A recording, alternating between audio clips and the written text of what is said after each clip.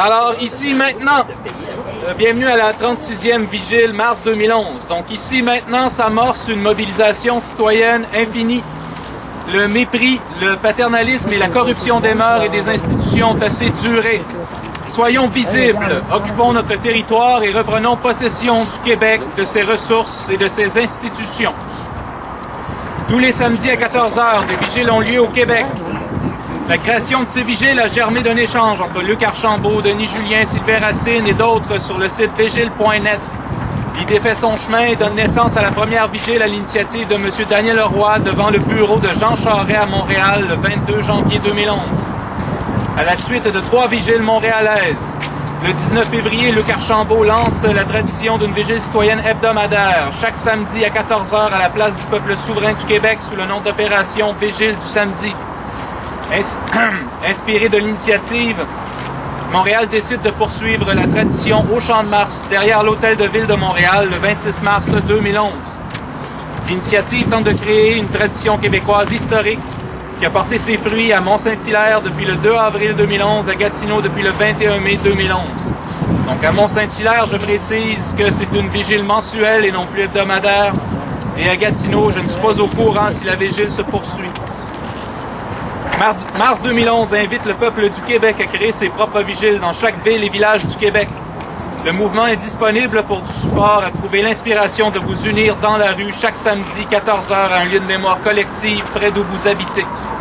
Une vigile n'est pas un spectacle. Personne n'y vient pour divertir ou pour se faire divertir. En tant que citoyens et citoyennes du Québec, nous avons tous un rôle à jouer, celui de veiller, de surveiller, de tenir nos gouvernants à l'œil, de nous rencontrer, de nous parler et de nous imaginer autrement.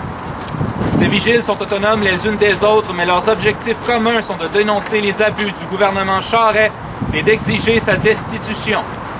Mars 2011 vous invite à prendre la parole, participer activement à un exercice démocratique citoyen de base de manière physique et réelle, sortir du confort de votre maison, utiliser cette tribune citoyenne non censurée et diffusée sur l'Internet pour exprimer votre point de vue, dénoncer une situation, proposer une solution ou une action. Le Québec doit changer et ce, dès maintenant. Nous sommes arrivés à ce qui commence. Merci. Alors, place à la lecture de textes et les discours.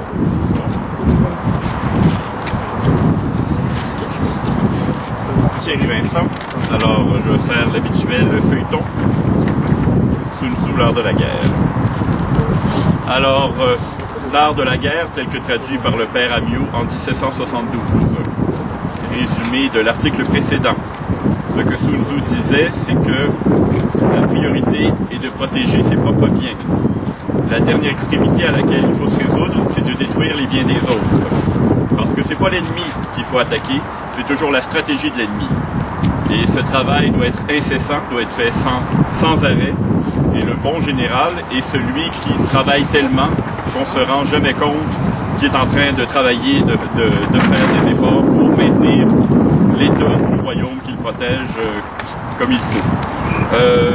Aussi un fait important, le prince, on utilise les termes de l'époque, choisit le général qu'il veut. Une fois qu'il l'a choisi, c'est le général qui est sur le terrain, c'est le général qui agit selon son bon vouloir et selon ses connaissances. Et aussi un autre principe, la clé de la victoire, c'est de bien se connaître autant qu'on connaît bien son ennemi et de toujours prévoir tout ce qu'il y a à prévoir. Il y a une phrase que j'aimais bien de l'article précédent que je vais vous relire. Tirer prétexte de sa rusticité et ne pas prévoir est le plus grand des crimes. Ce qui veut dire qu'on n'a pas d'excuses, il faut toujours s'informer, toujours être au courant, toujours se tenir au courant de tout. Et surtout, avant tout, bien se connaître soi-même, connaître ses forces et faiblesses. Article 4. De la mesure dans la disposition des moyens. Sun Tzu dit: anciennement, ceux qui étaient expérimentés dans l'art des combats se rendaient invincibles, attendaient que l'ennemi soit vulnérable et ne s'engageaient jamais dans des guerres qu'ils prévoyaient ne devoir pas finir avec avantage. Avant que de les entreprendre, ils étaient comme sûrs du succès. Si l'occasion d'aller contre l'ennemi n'était pas favorable, ils attendaient des temps plus heureux. Ils avaient pour principe que l'on ne pouvait être vaincu que par sa propre faute, et qu'on n'était jamais victorieux que par la faute des ennemis. Se rendre invincible dépend de soi. Rendre à coup sûr l'ennemi vulnérable dépend de lui-même. Être instruit des moyens qui assurent la victoire n'est pas encore la remporter. Ainsi, les habiles généraux savaient d'abord ce qu'ils devaient craindre ou ce qu'ils avaient à espérer, et ils avançaient ou reculaient la campagne, et ils donnaient bataille ou ils se retranchaient, suivant les lumières qu'ils avaient, tant sur l'état de leurs propres troupes que sur celui des troupes de l'ennemi.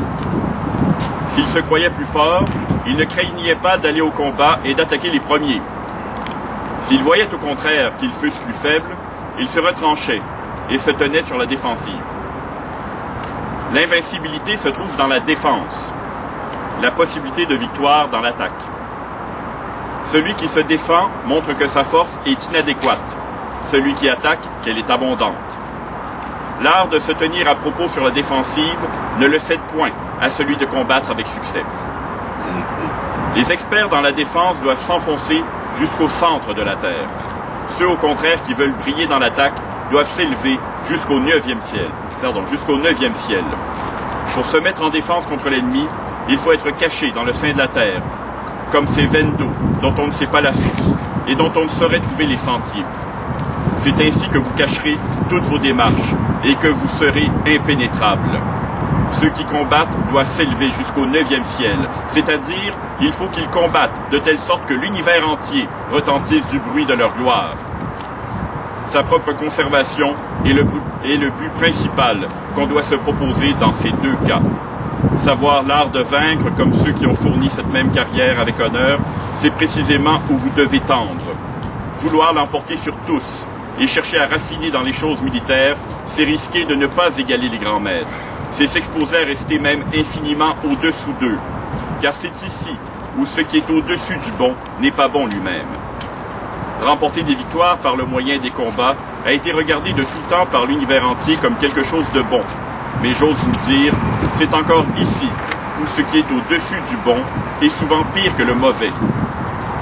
Prédire une victoire que l'homme ordinaire peut prévoir et être appelé universellement expert n'est pas le fait de l'habileté guerrière. Car soulever le duvet des lapins en automne ne demande pas grande force. Il ne faut pas avoir les yeux bien pénétrants pour découvrir le soleil et la lune. Il ne faut pas avoir l'oreille bien délicate pour entendre le tonnerre lorsqu'il gronde avec fracas. Rien de plus naturel, rien de plus aisé, rien de plus simple que tout cela. Les habiles guerriers ne trouvent pas plus de difficultés dans les combats. Ils font en sorte de remporter la bataille après avoir créé les conditions appropriées. Ils ont tout prévu. Ils ont paré de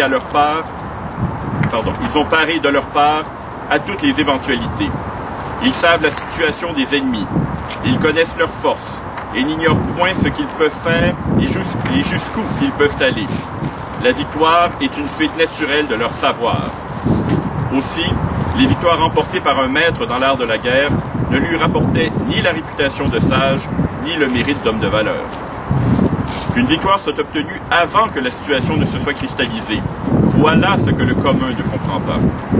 C'est pourquoi l'auteur de la prise n'est pas revêtu de quelque réputation de sagacité. Avant que la lame de son glaive ne soit recouverte de sang, l'état ennemi s'est déjà soumis. Si vous subjuguez votre ennemi sans livrer combat, ne vous estimez pas homme de valeur. Tels étaient nos anciens. Rien ne leur était plus aisé que de vaincre. Aussi, ne croyaient-ils pas que les 20 titres de vaillants, de héros, d'invincibles fussent un tribut d'éloge qu'ils eussent mérité. Ils n'attribuaient leur succès qu'aux soins extrêmes qu'ils avaient eu d'éviter jusqu'à la plus petite faute. Éviter jusqu'à la plus petite faute veut dire que quoi qu'ils fassent, ils s'assurent la victoire. Ils conquièrent un ennemi qui a déjà subi la défaite. Dans les plans, jamais un déplacement inutile. Dans la stratégie, jamais un pas de fait en vain. Le commandant habile prend une position telle qu'il ne peut subir une défaite. Il ne manque aucune circonstance propre à lui garantir la maîtrise de son ennemi. Une armée victorieuse remporte l'avantage avant d'avoir cherché la bataille. Une armée vouée à la défaite combat dans l'espoir de gagner. Ceux qui sont zélés dans l'art de la guerre cultivent le Tao et préservent les régulations. Ils sont donc capables de formuler des politiques de victoire. avant que d'en venir au combat. Ils tâchaient d'humilier leurs ennemis. Ils les mortifiaient. Ils les fatiguaient de mille manières. Leur propre camp était des lieux toujours à l'abri de toute insulte, des lieux toujours à couvert de toute surprise, des lieux toujours impénétrables. Ces généraux croyaient que pour vaincre, il fallait que les troupes demandassent le combat avec ardeur. Et ils étaient persuadés que lorsque ces mêmes troupes demandaient la victoire avec empressement, il arrivait ordinairement qu'elles étaient vaincues. Ils ne veulent point dans les troupes une confiance trop aveugle, une confiance qui dégénère en présomption.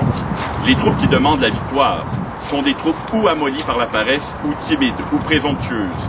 Des troupes, au contraire, qui, sans penser à la victoire, demandent le combat, sont des troupes endurcies au travail, des troupes vraiment aguerries, des troupes toujours sûres de vaincre. C'est ainsi que d'un ton assuré, ils osaient prévoir les triomphes ou les défaites, avant même que d'avoir fait un pas pour s'assurer des uns ou pour se préserver des autres. Maintenant, voici les 5 éléments de l'art de la guerre. 1. La mesure de l'espace. 2. L'estimation des quantités. 3. Les règles de calcul. 4. Les comparaisons. 5. Les chances de victoire. Les mesures de l'espace sont dérivées du terrain. Les quantités dérivent de la mesure. Les chiffres émanent des quantités. Les comparaisons découlent des chiffres. Et la victoire est le fruit des comparaisons. C'est par la disposition des forces qu'un général victorieux est capable de mener son peuple au combat. Tels les eaux contenues qui, soudain relâchées, plongent dans un abîme sans fond. Vous donc, qui êtes à la tête des armées, n'oubliez rien pour vous rendre digne de l'emploi que vous exercez. Jetez les yeux sur les mesures qui contiennent les quantités et sur celles qui déterminent les dimensions. Rappelez-vous les règles de calcul. Considérez les effets de la balance. La victoire n'est que le fruit d'une supputation exacte. Les considérations sur les différentes mesures vous conduiront à la connaissance de ce que la Terre peut offrir d'utile pour vous. Vous saurez ce qu'elle produit et vous profiterez toujours de ses dons. Vous n'ignorez point les différentes routes qu'il faudra tenir pour arriver sûrement au terme que vous vous serez proposé. Par le calcul, estimez si l'ennemi peut être attaqué, et c'est seulement après cela que la population doit être mobilisée et les troupes levées. Apprenez à distribuer toujours à propos les munitions de guerre et de bouche, à ne jamais donner dans les excès du trop ou du trop peu. Enfin, si vous rappelez dans votre esprit les victoires qui ont été remportées en différents temps et toutes les circonstances qui les ont accompagnées, vous n'ignorez point les divers usages qu'on en aura fait, et vous saurez quels sont les avantages qu'elles ont procurés ou quels sont les préjudices qu'elles auront portés aux vainqueurs eux-mêmes. Un i d'environ 700 grammes surpasse un tchou qui ne pèse même pas 1 gramme. Dans les plateaux d'une balance, le i l'emporte sur le tchou. Soyez à vos ennemis ce que le i est au tchou. Après un premier avantage, n'allez pas vous endormir ou vouloir donner à vos troupes un repos hors de saison. Poussez votre pointe avec la même rapidité qu'un torrent qui se précipiterait de 1000 toises de haut. Que votre ennemi n'ait pas le temps de se reconnaître et ne pensez à recueillir les fruits de votre victoire que lorsque sa défaite entière vous aura mis en état de le faire sûrement avec loisir et tranquillité. Merci.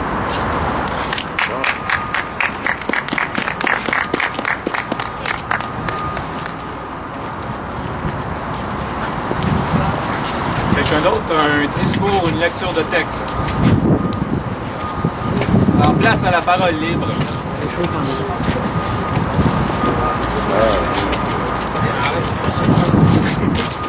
J'y retourne. Alors, Thierry Vincent, je vais faire une courte annonce de quelque chose. Moi, j'avais 24 ans le 6 décembre 1989, pendant ce qu'on a appelé le massacre de Polytechnique. Et je fais partie des générations qui ont été très affectées par l'événement et qui est très affectée par ce qui arrive au registre des armes à feu en ce moment et le sort qu'on veut lui réserver. Je vous invite, s'il y a des manifestations ou des commémorations pour le 6 décembre, à y aller. C'est lundi prochain. Non, c'est pas lundi prochain, c'est mardi prochain. Mais je crois qu'il y a une manifestation lundi ou mardi devant le palais de justice. Là, je crois que c'est lundi, mais je suis pas sûr. Il faudrait vérifier l'information. Alors c'est tout. Je voulais vous inviter à y aller parce que je crois que c'est important. Je crois que je prends ça comme un affront, en tout cas. Je ne sais pas si les générations plus jeunes ont été affectées par ça, par Polytechnique. Ben oui, c'est la loi, si on veut faire au registre des armes à feu. Mais encore une fois, que le gouvernement fédéral ne veuille plus s'en occuper, c'est une chose. Qu'il veuille détruire les données et s'arranger pour qu'on ait un plus facile accès aux armes à feu, c'est tout autre chose. Et moi, c'est ça. Alors, voilà ce que je veux dire. Merci.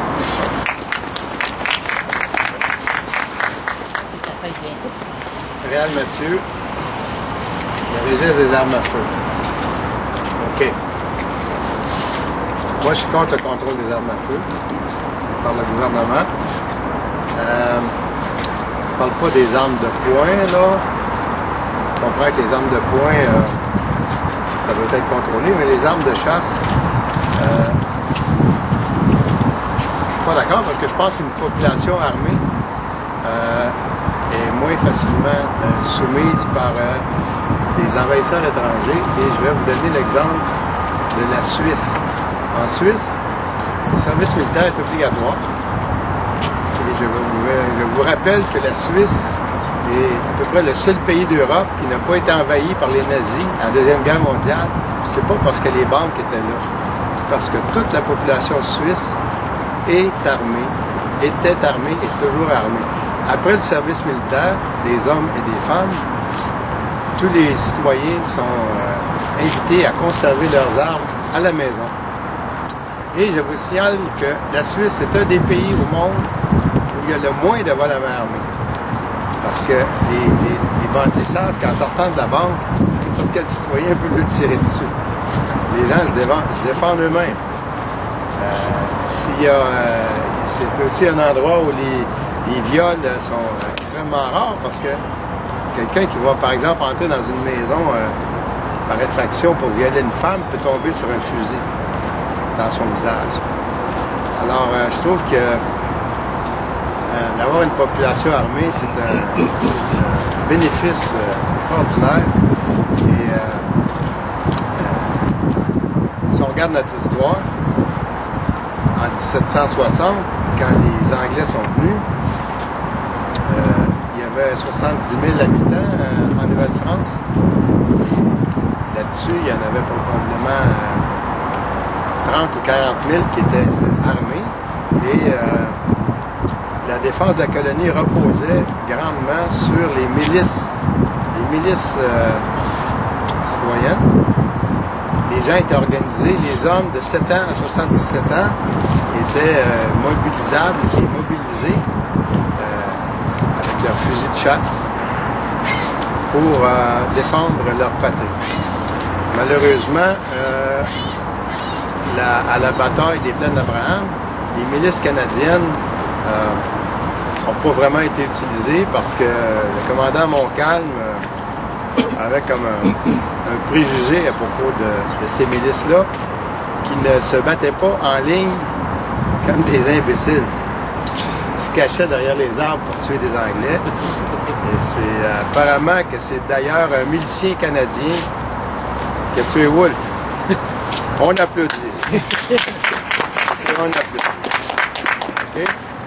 Alors, maintenant, je voudrais parler aussi du massacre de Polytechnique. Quand c'est arrivé, je travaillais chez Provigo. J'étais gérant des systèmes informatiques de magasin. J'avais une équipe de 15 employés. Puis on a été tellement bouleversés par ce massacre-là qu'on a organisé dans notre département, chez Provigo, on a organisé pour aller donner du sang à la Croix-Rouge.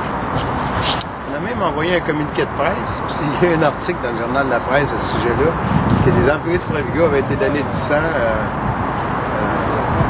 à cause du massacre de Polytechnique. Donc, c'est pas parce que je suis insensible à ce qui est arrivé là, au contraire. Mais il faut comprendre qu'une arme à feu, c'est de même nature qu'un marteau. Avec un marteau, on peut tuer des gens, puis avec une arme à feu aussi. Ça ne viendrait pas à l'esprit de personne d'interdire les marteaux, ni les couteaux de cuisine.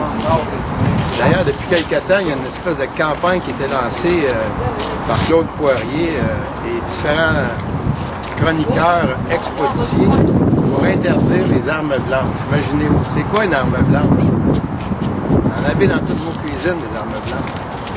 C'est quelque chose de plus ridicule que de vouloir interdire les armes blanches, comme on va faire pour manger notre steak, couper notre pain.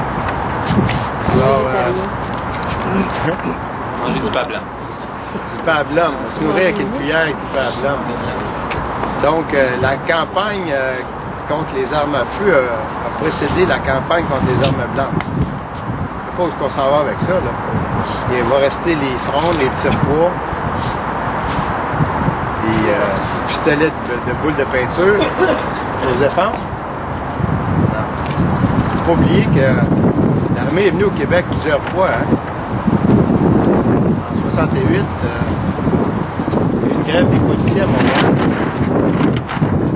L'armée est venue envahir la ville. Et puis, en 70 aussi. Hein.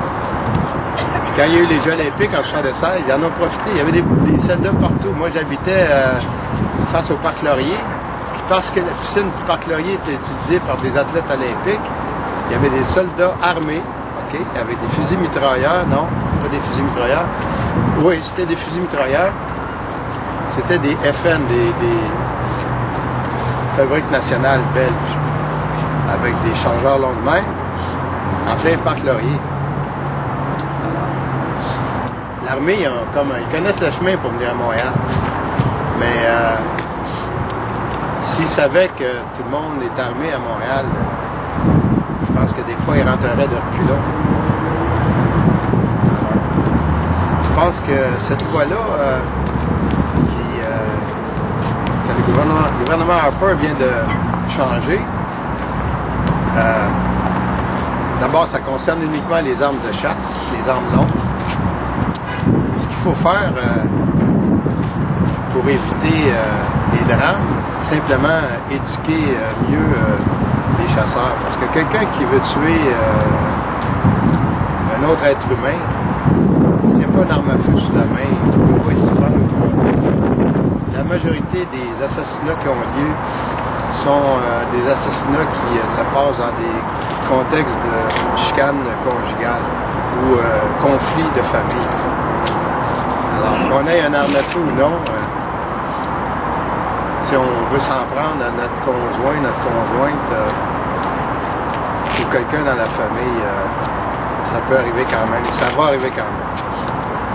Alors, voilà pour les armes à feu.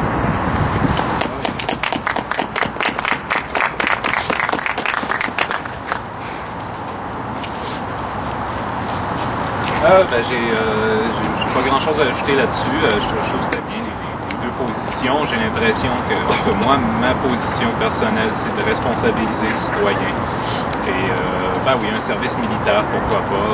Quelque chose qui ferait en sorte que tout le monde apprendrait à se responsabiliser avec son arme et que ce soit pas quelque chose d'accessible tout simplement par quelqu'un qui s'enferme dans sa chambre toute sa jeunesse et puis qu'après ça est capable de transporter ça où ça y tente et puis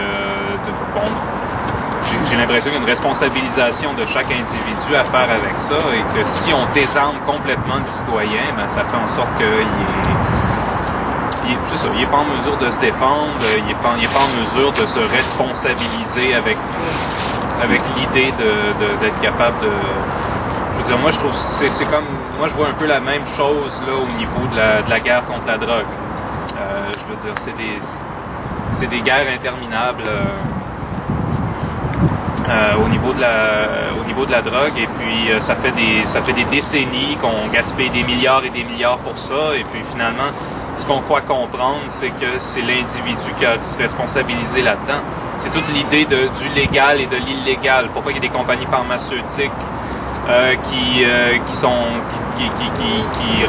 lancent des produits pharmacologiques qui sont approuvés par Santé Canada, qui sont tout aussi dommageables que des produits illégaux qu'on peut retrouver dans la rue et tout ça. Je veux dire, je crois qu'il y a une pharmacologie à développer, une responsabilisation d'utilisation de tout produit. Donc c'est un peu la même chose pour les armes à feu. J'ai l'impression que c'est de développer une culture populaire de compréhension de c'est quoi une arme et comment se responsabiliser, comment que ça fasse partie de la culture tout simplement et de l'éducation, que ça fait partie de se défendre et d'utiliser une arme, mais que c'est pas quelque chose Moi, j'ai l'impression que si les gens étaient plus éduqués par rapport à ça, au lieu d'on n'en parle pas et on veut pas en entendre parler et on veut désarmer tout le monde et ça n'existe pas les fusils dans notre pays, je trouve que là, il y a une espèce comment dire, de se fermer les yeux sur quelque chose qui fait partie de l'humanité. Là, tu sais. C'est à peu près ça. Je vais rajouter un exemple, j'aurais dû en parler la première fois. J'ai été au Nicaragua à 2 reprises, en fait, non, à 3 reprises. J'ai une affection particulière pour ce pays-là qui a fait une révolution armée pour renverser le dictateur Somoza dans les années, fin des années 70.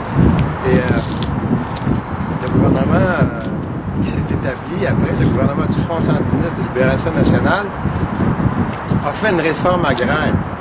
C'est-à-dire qu'ils ont pris les immenses terres qui appartenaient à des grands propriétaires terriens, qui faisaient travailler des paysans sans terre pour des salaires de misère. Ils ont été expropriés par le gouvernement révolutionnaire et la terre a été partagée auprès des paysans. Et ce que le gouvernement sandiniste faisait, c'est qu'il remettait un titre de propriété tout à fait légal et une arme à feu. Et on disait aux gens, aux paysans, voici votre terre, défendez-la. Ils ont distribué 100 000 fusils au peuple après la Révolution. Ça, c'est un gouvernement qui n'a pas peur du peuple, c'est un gouvernement du peuple. Okay? Et qu'est-ce qui est arrivé plus tard? Le gouvernement sandiniste était quand même composé de personnes démocratiques. Le premier gouvernement sandiniste, il y avait même 3 ministres qui étaient des prêtres jésuites, parce que le Front sandiniste de libération nationale, c'était vraiment un front qui regroupait toutes les tendances politiques de la société. Il y avait des libéraux qui étaient opprimés par le dictateur, ils étaient dans le Front sandiniste. Il y avait des conservateurs aussi, il y avait des chrétiens démocrates, il y avait des socialistes, il y avait des communistes, il y avait des marxistes-léninistes. Évidemment, ceux qui se battaient contre le dictateur, c'était plus les paysans, les ouvriers et l'extrême gauche. Les conservateurs et les libéraux étaient plus du côté du financement de la lutte contre le dictateur. Ils n'allaient pas trop au fond, mais quand même, ils faisaient partie du Front sandiniste de libération nationale. Donc, le premier gouvernement qui s'est établi après la Révolution, c'était un gouvernement démocratique. Il y avait 3 ministres qui étaient jésuites. Et puis, ils ont aussi distribué des armes dans la capitale, à Managua. Et plus tard, ils ont organisé des élections. Donc, au bout de 4 ans de gouvernement, ils ont fait une élection. Et ils ont perdu le pouvoir. Les sandinistes, c'était un parti politique parmi d'autres. Ils ont participé à la campagne électorale. Ils ont perdu le pouvoir. Et c'est un gouvernement chrétien-démocrate qui s'est installé avec Mme Chamorro. Hein? C'est ça? Violeta Chamorro. Et là, le nouveau gouvernement, qui était plus libéral et plus conservateur, il a essayé de défaire la réforme agraire. Ça n'a pas marché. Ça n'a pas marché, non, mais parce qu'ils ont essayé, mais là, tout le monde était armé. Tout le monde était prêt à défendre son lopin de terre. Alors, ça a échoué. Là. Ils ont voulu remettre la terre aux riches, mais ça n'a pas marché. Quand j'y étais à Managua, c'était après la Révolution. Et c'était assez impressionnant de voir ça dans la capitale, la quantité de gens armés. Pour vous donner un exemple, là, il y avait plein de femmes qui se promenaient sur la rue avec un 45 à la ceinture. Il n'y avait pas de viol. C'était réglé. Il n'y avait pas de vol à main armée. Et puis, c'est tellement commun là, que je peux vous dire qu'à Managua, il y avait, avant la Révolution, il y avait des restaurants McDonald's. McDonald's avait foutu le camp. Les restaurants étaient toujours là, donc ils étaient utilisés par d'autres personnes, des commerçants. Puis, une fois, j'avais été au restaurant, j'avais été dans un ancien McDonald's pour commander un hamburger et une patate. Puis ça m'impressionnait parce que des gens rentraient dans le restaurant avec une AK-47, puis pour réserver leur place, leur banquette, ils déposaient la AK-47, ça voulait dire ça c'est ma place, puis là ils allaient commander leurs patates frites, et puis il y en avait plein, personne ne touchait à ça. Il y avait plein d'enfants, puis tout le monde savait c'était quoi, puis il ne se passait rien. Alors, c'est ça, un gouvernement populaire n'a pas peur d'une population armée. Là, les motivations du gouvernement conservateur, évidemment, c'est pas de la même nature. C'est parce que ils ont le support des rednecks du restant du Canada. Là. Puis, en fait, je connais pas. C'est certainement pas pour avoir le pouvoir au peuple qui ont changé cette loi-là. Mais quand même, c'est un bénéfice marginal pour nous autres, peut-être un jour. Pensez à l'avenir. Pensez à l'avenir. Si on peut avoir des armes de chasse chez nous sans que ce soit enregistré, ça va peut-être être utile un jour.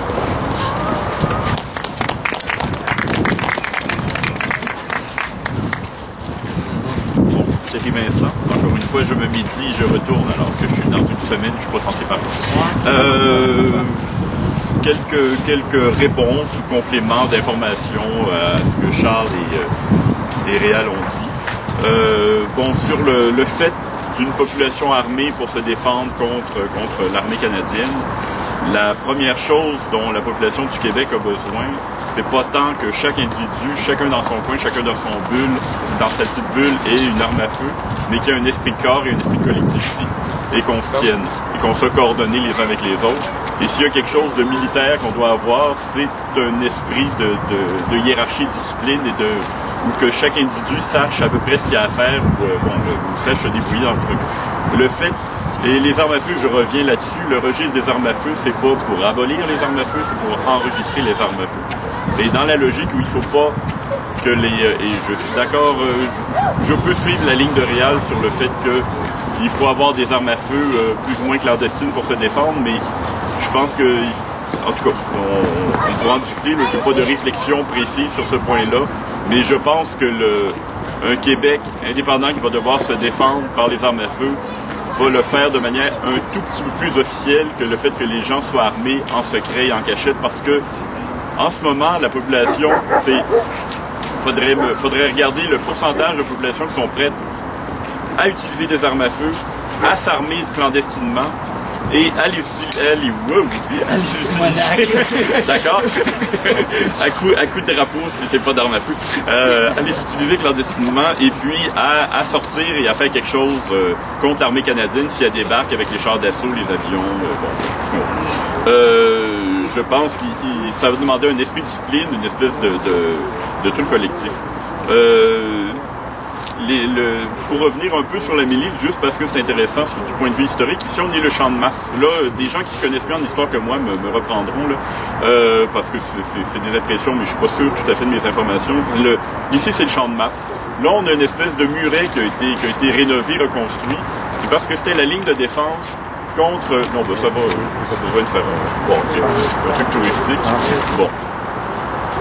Alors, panoramique pour voir le beau muret dont on a enlevé les clôtures et qui est maintenant rénové. Des fortifications. Des fortifications.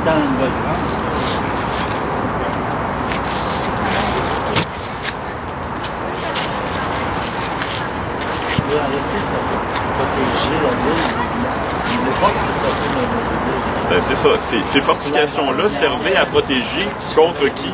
Contre les Iroquois qui étaient là et qui venaient par l'intérieur de l'île. On a le fleuve, donc la colonie française était adossée au fleuve. Ici, c'était la limite la plus à l'intérieur des terres.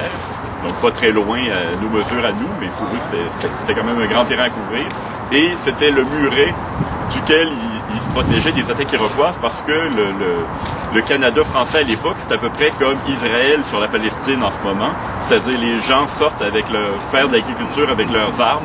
Puis s'ils voient un Indien qui essaye de leur tirer dessus, ils tirent dessus aussi. Puis bon, c'est comme ça qu'ils ont commencé à gruger le terrain. Et c'est comme ça souvent que des choses ont été colonisées avec l'arme à la main et la faux de l'autre pour, tu cultives et puis tu tires. Bon, c'est à peu près comme ça que tu avances.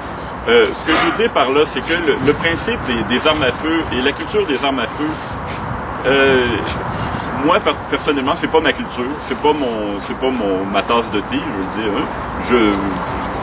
Oui, c'est normal, la chasse, la pêche, la défense de soi, les choses comme ça, et trucs comme ça. Tout ce que je dis, c'est qu'il faut, encore une fois, faut être conscient de se dire, OK, on va permettre aux gens d'avoir des armes à feu, et c'est ça qui va créer notre ligne de défense si jamais l'armée canadienne débarque, sans tenir compte il faudrait d'abord qu'on sache où en est la population sur ces questions-là, qu'on ait des réseaux, qu'on se tienne, qu'on ait des réseaux clandestins d'information et de choses comme ça, de secours et d'entraide et toutes sortes de systèmes comme ça.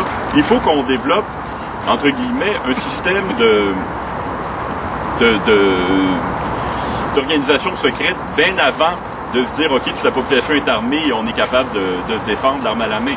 Parce que, et ça, je suis désolé, tous les conflits, t'as beau armer les populations, et la Suisse, pour revenir là-dessus, je saute du coq à l'âne, les Suisses qui ont tous des armes chez eux, ils sont tous dans le système militaire. Donc tout ça est enregistré quelque part, tout ça est organisé, tout ça est orchestré, et ils sont appelés, je ne sais pas à quelle fréquence, je veux dire une fois aux 6 mois ou une fois aux 2 ans, à retourner pendant 2 semaines faire un entraînement militaire, revenir, et ils sont prêts si jamais une invasion. Oui, ça c'est, en tout cas, ce que je sais de la Suisse, c'est la même chose que ce que Réal a dit, c'est-à-dire que s'il y a une invasion, tout le monde est conscrit automatiquement. Ils ont des mots d'ordre déjà, leur pactage militaire est déjà dans leur placard chez eux.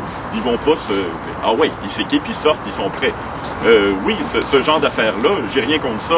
La question, c'est que on a énormément de travail à faire au Québec avant de développer une culture de l'autodéfense. Et je suis d'accord qu'il faut la développer. Quand le Québec va être indépendant, on va compter que sur nous-mêmes. Il va falloir qu'on soit organisé.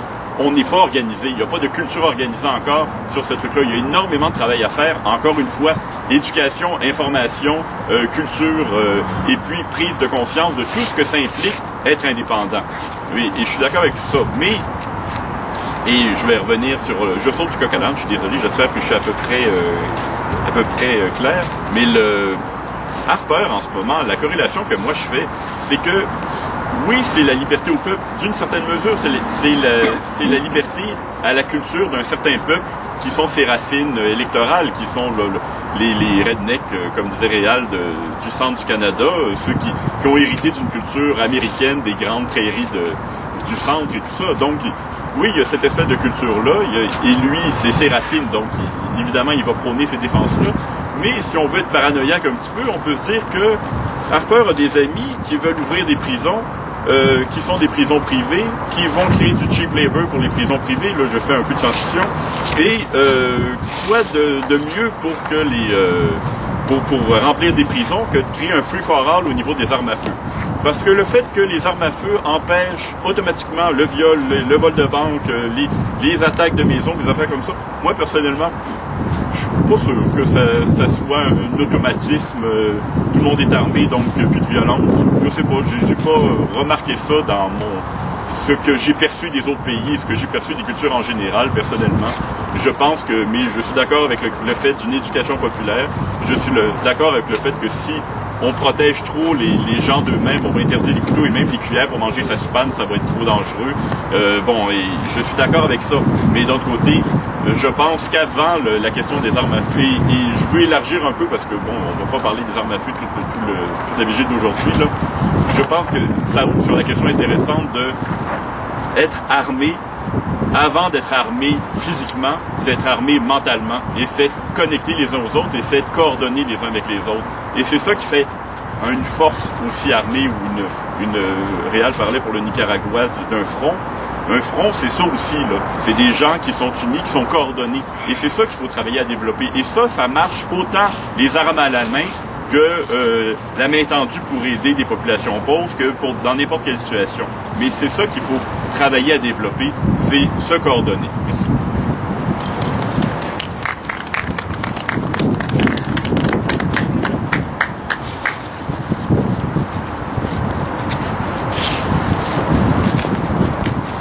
Donc, quelqu'un aimerait ajouter quelque chose ou aimerait parler d'un autre sujet d'actualité quelconque, parler contre Charest, parler de ce qui se passe en ce moment avec avec Mme Courchaine et tout ça. Est-ce que quelqu'un aimerait dire quelque chose? Le sage va parler. Vous voyez, qu'est-ce qui s'est passé cette semaine? Une déclaration dans la presse que les édifices du gouvernement fédéral à Montréal et au Québec ne devaient pas faire de déclaration de Noël. C'est allé, paraît-il, aux oreilles de l'Assemblée nationale et au Parlement, à la Chambre des communes. Puis ça a fait un gros ha-ha. Puis là, le bon Harper, a inquiété, a dit oui, vous pouvez décorer avec des pour Noël. Mais je vous dis ça aujourd'hui, c'est dans un non-sens que ça se passe ici au Québec. Nous devons absolument écrire notre Constitution, puis écrire en clair et net que nous sommes un peuple français, de civilisation française, et d'une civilisation aussi chrétienne. Toutes 80-90% des Québécois, nous sommes chrétiens catholiques. Et nous avons tout le temps fait nos décorations de Noël. Et on mettait la crèche. Imaginez-vous, aujourd'hui, si on commencerait à mettre une crèche en dessous des sapins dans la place Ville-Marie ou ailleurs, ceux qui chialent le plus là-dessus, ce ne sont pas des paraît-il, selon comme c'est ce qu'on a vu à la TV, ce ne sont pas les musulmans et les autres. T'sais, nous autres, on ne peut pas offenser. Imaginez-vous, nous devons s'intégrer à ceux qui viennent nous visiter. Moi, je suis bien d'accord à accepter, à accueillir un musulman, un communiste, je peux parler ça. Mais par contre, je veux me tenir debout. Je veux leur dire, moi, je suis québécois, je parle français, je suis catholique, et mes us et coutumes, c'est l'arbre de Noël et la crèche. Il y a de la difficulté avec la crèche chez nous maintenant, mais par contre, ça reste que j'y tiens. C'est ça que j'avais à vous dire. Bravo.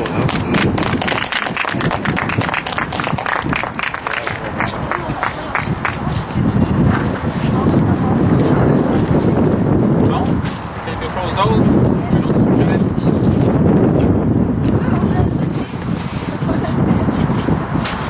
Donc, ça va terminer la vigile. Quelqu'un aimerait dire quelque chose? Ouais, c'est vrai, je disais que je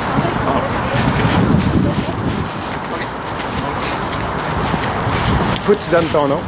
Je m'appelle Lina Haig. J'étais parmi Occupons Montréal depuis le 15 octobre. J'étais parmi les 15 qui étaient enlevés vendredi par la police. Là, on va juste parler un peu du point jaune. C'est juste un signe de support pour le mouvement Occupy, parce que c'est au travers le monde. Puis ça a l'air qu'il y a plusieurs monde qui sont intéressés à mon histoire, qu'est-ce qui m'a passé vendredi après que j'étais arrêtée par la police. Ça passe un peu dans les médias actuellement. Ils nous ont tagués avec de l'encre ultraviolette sans nous exprimer qu'est-ce qu'ils ont fait. Dans mon cas à moi, j'avais les sensations qui écrivaient sur ma peau avec un clou. J'avais demandé directement qu'est-ce que vous faites, parce que j'étais inquiet, je trouvais ça bizarre. Puis ils m'ont dit simplement on écrit sur toi avec un stylo. Puis à ce temps-là, mes mains étaient attachées en arrière de moi, je ne voyais pas. Après, quand ils m'ont relâché, j'avais regardé tout de suite mes mains, puis il n'y avait aucune trace d'encre à part d'un numéro 2 avec un marqueur Sharpie.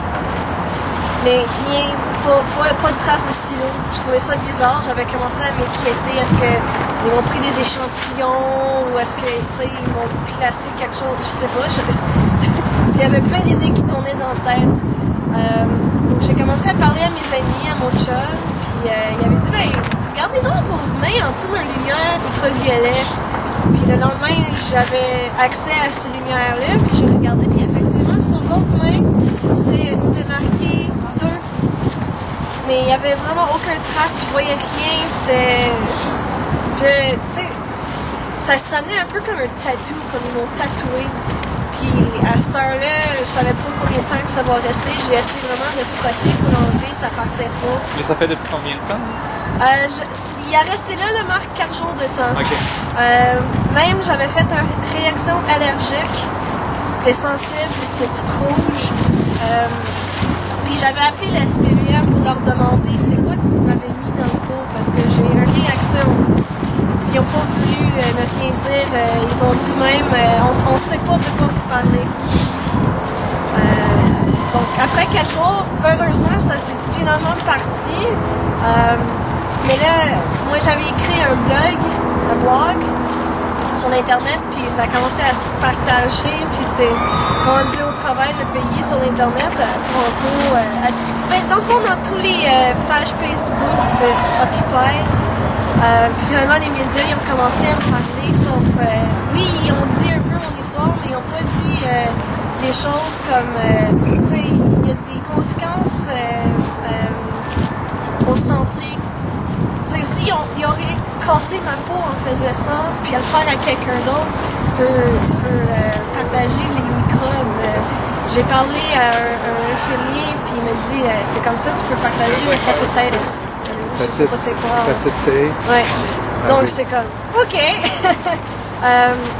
Dernièrement, la SPVM a fait un communiqué de presse disant que c'est pareil comme dans les clubs. Ils marquent le monde avec des bébés comme dans les clubs.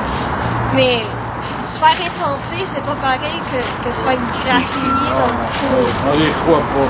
Non, mais moi je les crois pas. Puis ils ont dit que c'était pour qu'ils soient capables de retourner mes biens personnels à moi. Mais là,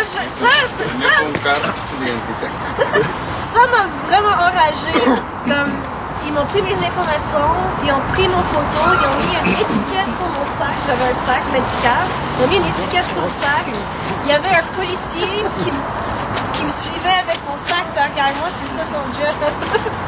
Donc vraiment, ils voulaient, d'après moi, ils voulaient nous marquer pour savoir si on retournait. Donc là, ils étaient capables de nous arrêter encore une autre fois puis nous poursuivre à ce temps-là. Est-ce que tu as été blessé à la main? Ça c'est pourquoi je suis indignée. Je me suis blessée en travaillant, ça fait 1 an et 2 mois. J'étais cuisinière professionnelle. Puis j'ai indignée après la compagnie, après le système médical, après le CSST et après mon syndicat. Parce que ils m'ont tout excuse-moi, c'est vulgaire, mais ils m'ont prouvé. Donc mon docteur, c'est mon docteur de famille, il disait tu vas être correct, de la médication, des pilules, du repos, tu vas être correct. Il a fait ça pendant 3 mois de temps. Depuis, il remplissait pas mes documents médicaux pour le CSST et pour mon employeur comme il faut. Donc mon employeur, ils m'ont envoyé un docteur, qu'eux autres qui ont payé. Lui, il a dit il n'y a rien, c'est correct, ça va bien, elle peut travailler.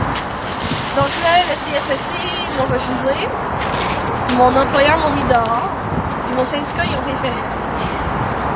Donc ça fait 1 an que j'étais entre l'assurance emploi puis le chômage. C'est qui ton employeur?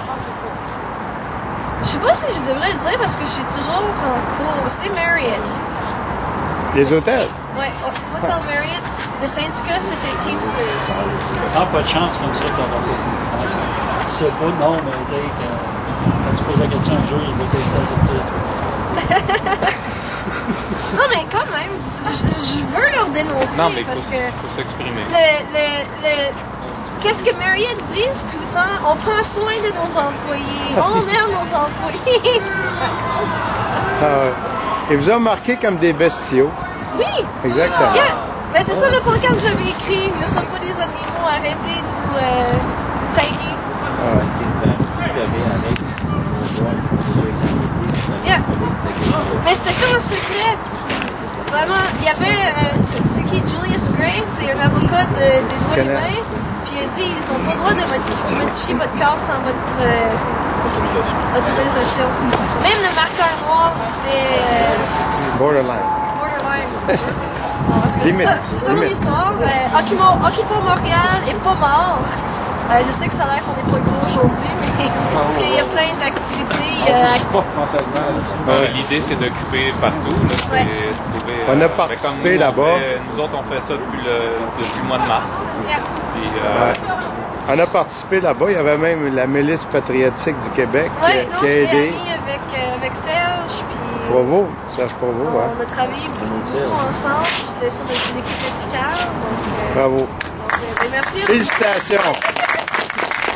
Faut pas lâcher. Si, parmi nous autres qui veulent un point jaune, j'en ai en masse. Puis, On va le mettre d'en face, là. la pointe. Ben, on fait plein d'initiatives. Donc, on a le point jaune. Il y a du monde qui commence à décorer leur balcon. N'importe quoi pour passer le monde.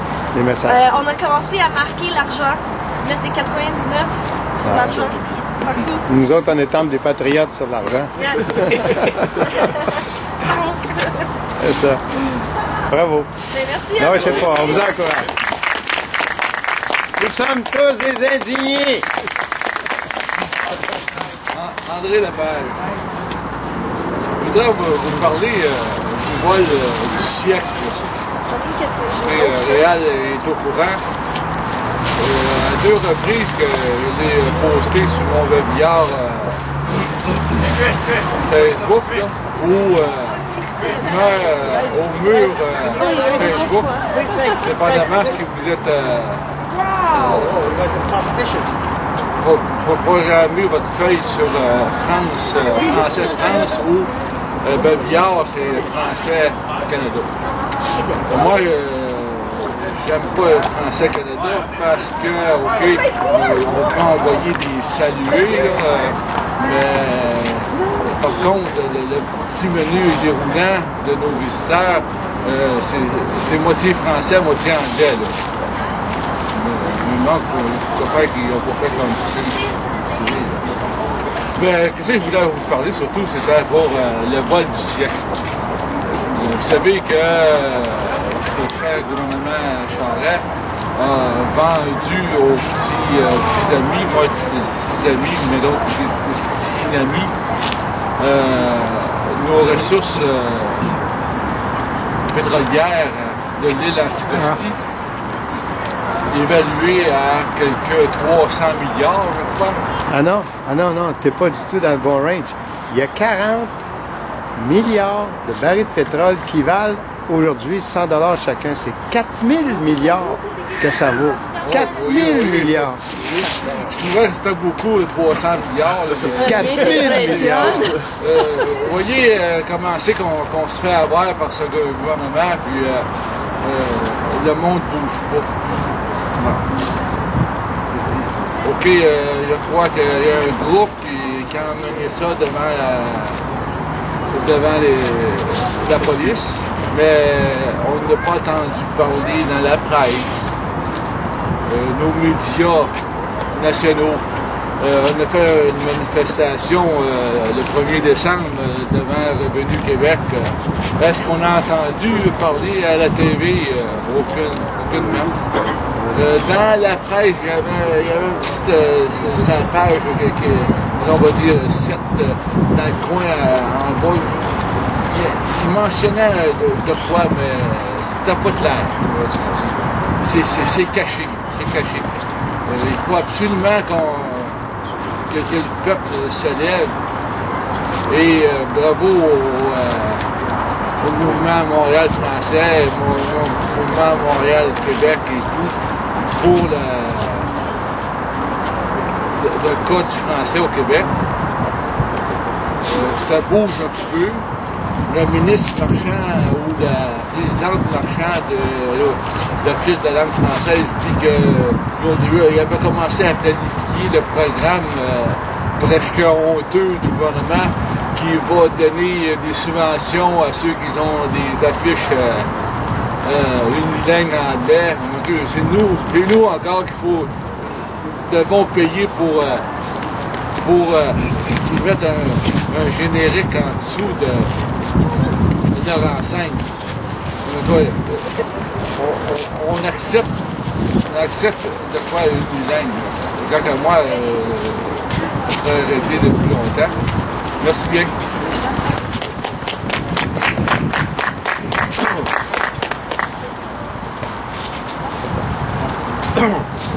Donc, Thierry Vincent, la question qui revient sans arrêt, c'est comment se coordonner et comment unir la population et comment faire en sorte que les gens travaillent ensemble. Et j'ai pas de réponse. Donc, je sais pas quel moyen il va falloir utiliser. Je sais que, bon, je répète sans arrêt qu'il faut informer les gens et qu'il faut transmettre le plus de culture de culture de collaboration possible ou de solidarité possible. Mais par où commencer et comment on va commencer? Je pense que malheureusement, il faut se dire, on va commencer ici. Et on va commencer entre nous et on va commencer entre ceux avec qui on est en contact, c'est-à-dire les autres mouvements qui font partie de Cap sur l'indépendance. Et il faut commencer à partir de Cap sur l'indépendance, coordonner Cap sur l'indépendance de manière un peu plus solide et à partir de là, commencer à coordonner les mouvements indépendantistes et les indépendantistes en général. Et ensuite, de là, on essaiera de ramifier jusqu'à la population globale. Mais je pense qu'il faut lancer une espèce d'appel et de culture et il faut faire un travail sur faire travailler les gens dans le même sens. Et c'est toujours à ça qu'on se heurte. C'est toujours à une espèce de dispersion, d'individualisme, de consumérisme, de manque d'information, de manque de culture sur l'histoire, de où est-ce qu'on en est, qui on est, qu'est-ce qui se passe. Donc, je pense qu'il y a une espèce d'immense travail de réflexion à faire sur comment faire pour se coordonner. Et avant tout, comment faire au niveau de Cap sur l'indépendance et ensuite des indépendantistes en général, comment faire pour se coordonner les uns les autres. Merci.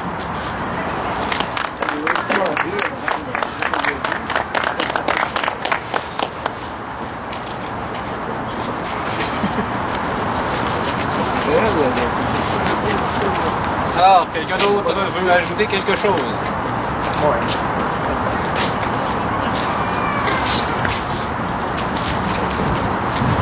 Il y a une élection dans Bonaventure, une élection partielle.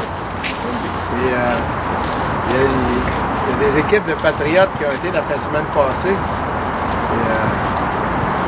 ce qu'on m'a raconté, c'est qu'il y a eu 500 affiches qui ont été collées dans le comté. Un comté immense d'ailleurs. Il mesure 4 heures de route de bout à l'autre. C'est 11 heures de route pour se rendre dans le comté. Alors, ils ont collé des affiches dans tout le comté. Les affiches disaient...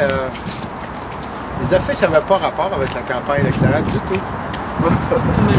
Les affiches disaient Charest et Normando.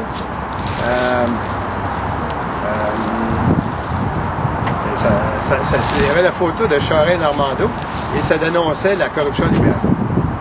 Puis il y avait une adresse d'un site web, corruptionlibérale.com, que j'ai visité, qui contient des dossiers extrêmement documentés sur toute la corruption et le vol de nos ressources naturelles et la mainmise sur nos institutions, comme le mouvement Desjardins, sur lequel Power Corporation est en train de mettre la main, et sur le ministère de la Famille libérale, qui a vendu nos enfants pour 300 000 $. En tout cas, il y a plein de dossiers sur ce site web-là. Cette élection partielle-là, je ne sais pas qui va la gagner, mais il y a une chose que je voudrais souligner, c'est que si le camp indépendantiste perd cette élection-là, si le camp fédéraliste la gagne, il faudrait se rappeler que les votes qui auront manqué au camp indépendantiste, ça sera probablement dû aux 100 partis et à Québec solidaire. Parce qu'on regardera les résultats lundi soir. Je suis pratiquement certain que si le Parti québécois perd l'élection, donc si Charest la gagne, ça va être probablement dit à Québec solidaire et au sans-parti.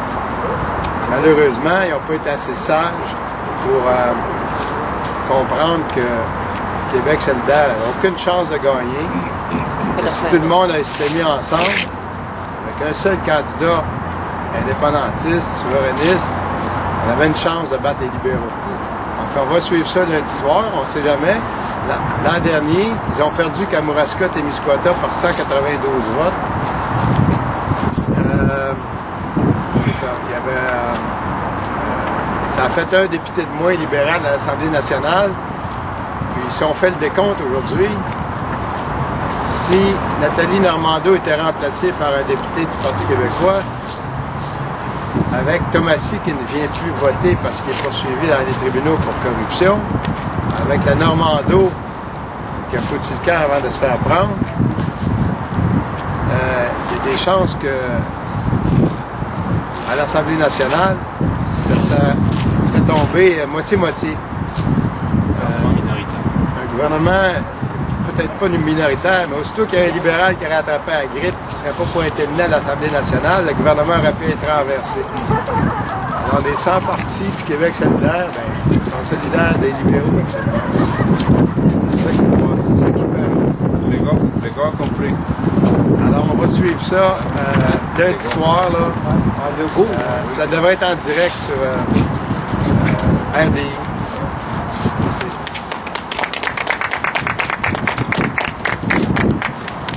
Je veux juste rajouter dans le prolongement de ce que vient de dire Réal Mathieu. Quand je parle de manque de culture et d'éducation et tout ça, c'est réapprendre et se réapproprier la culture politique et apprendre à voir à long terme et apprendre un peu à penser plutôt que de se dire qu'on vote, comment je pourrais dire, on a le droit de voter pour n'importe qui, notre vote n'a pas vraiment de conséquences. On a vu le 2 mai dernier que le vote de chacun compte, tout vote est important et tout vote doit être vu dans une perspective plus large. Il peut être vu, hein? Le non-vote est encore plus important. Mais ce que je veux dire, c'est, non, déjà, ok, j'étais déjà rendu avec une population qui votait en totalité. Excusez-moi, là, sursaut d'optimisme et d'utopisme. Mais bon, première étape, aller voter. Deuxième étape, commencer à réfléchir sur c'est quoi la portée d'un vote et c'est quoi la vision à long terme que vous avez pour votre société. Voter en se pinçant le nez. Ben, des fois, il faut aller jusqu'à voter en se pinçant le nez. Le vote stratégique, il faut faire attention avec ça, les calculs et tout, parce qu'on peut se tromper aussi, mais effectivement, comme disait Réal, il faut des fois simplifier le débat à dire, bon, ben, on va y aller de manière manichéenne. Il y a le camp fédéraliste, il y a le camp indépendantiste. Si on vote indépendantiste, votons dans cette direction-là. Et pour la prochaine élection, il va falloir qu'il y ait des réflexions, ça a commencé déjà un peu, qui se fassent sur comment les partis indépendantistes au Québec vont pouvoir se coordonner pour minimalement sortir Charest du pouvoir, minimalement. Maximalement, ne pas mettre Legault à la place de Charest. Mais comment ces partis-là vont devoir se coordonner, ne pas se marcher les uns sur les autres et ne pas se court-circuiter et permettre à Charest d'avoir une voie royale et de rentrer entre tout le monde et de passer entre tout le monde. Alors, ben c'est ça. Je pense qu'il y a une immense éducation, réflexion, réapprentissage de tout ce qui est le politique. Il me semble que, je sais pas, peut-être que je suis nostalgique, mais quand j'étais petit, il me semble que les gens discutaient dans les familles politiques, ça discutait, ça s'engueulait, bon, les gens étaient d'un bord ou de l'autre. Là, ça n'existe plus, ça. Ramenons ces bonnes vieilles chicanes autour de la table. On s'ennuie de ça un peu. Donc, ramenons ce genre de culture-là pour, faire tourner les méninges un peu, rouler la machine et pour se faire des opinions politiques. Merci.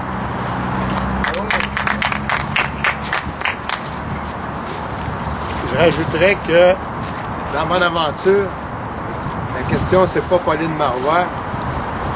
La question, c'est Jean Charest. Le candidat du Parti québécois, c'est un très bon candidat. C'est un professeur du cégep de Gaspé-Carleton, un sociologue. Puis, je suis certain qu'il ferait... c'est un homme qui n'est pas corrompu. un homme qui ferait meilleur travail que Nathalie Normando qui nous a vendu pour une poignée de peanuts. C'est ça.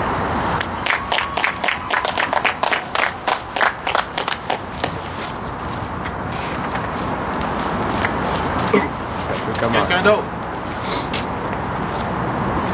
Bon, ben ça termine la 36e vigile. Alors, je vais lire la déclaration. Ouais, tout le monde. Ah!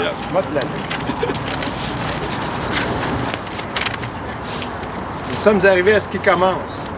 Lorsqu'un gouvernement élu par le peuple cesse d'agir dans l'intérêt de celui-ci, ignore délibérément et obstinément les réclamations légitimes de celui-ci, croyant gagner à l'usure par le mensonge et l'abus de son autorité, ce qu'il ne peut obtenir par la transparence et l'honnêteté la plus élémentaire, les citoyens et citoyennes de ce peuple ont le devoir et la responsabilité de le destituer.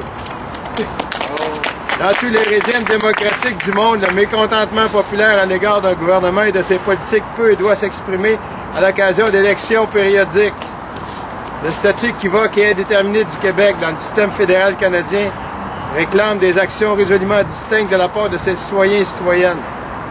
C'est à défaut d'appartenir concrètement, légalement, constitutionnellement au Canada que le Québec peut et doit, en des temps de crise majeure comme ceux que nous traversons, exercer une autorité inédite et sans précédent. En décidant d'agir, de révoquer ceux qui nous gouvernent, malgré toutes les réserves que commande une démocratie que nous estimons et respectons plus que tout, le Québec fonde par le fait même son indivisible appartenance, une et inaliénable, laquelle s'inscrit dans les limites historiquement et politiquement reconnues de son territoire. Nous sommes arrivés à ce qui commence. Bravo!